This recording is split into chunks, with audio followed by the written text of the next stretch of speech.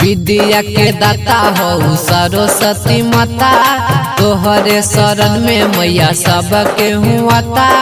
तोरे कीरा पास माई चमकेला हमारो अंगनवा है, तोरे कीरा पास माई चमकेला हमारो अंगनवा है। विद्या के दाता हो सरस्वती माता, तोहरे शरण में मैया सबके हुआता। तोरे कीरा पास माई चमकेला हमारो अंगनवा है, तोरे कीरा पास माई चमकेला हमारो अंगनवा है।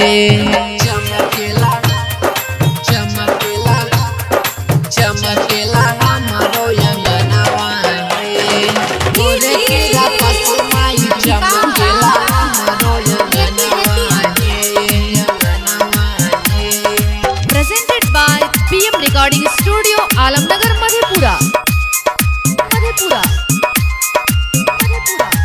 हाथ जोड़ी के माई यह कहतानी, हमरो पदाया कर मैया महारानी।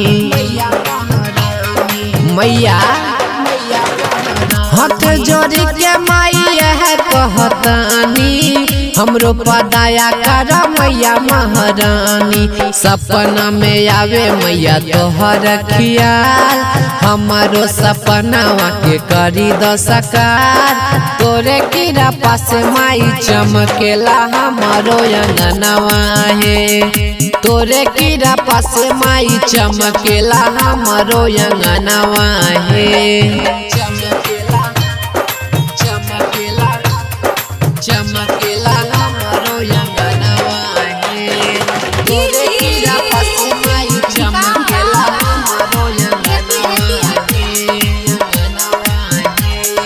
Presented by PM Recording Studio, Alamnagar, Madhepura।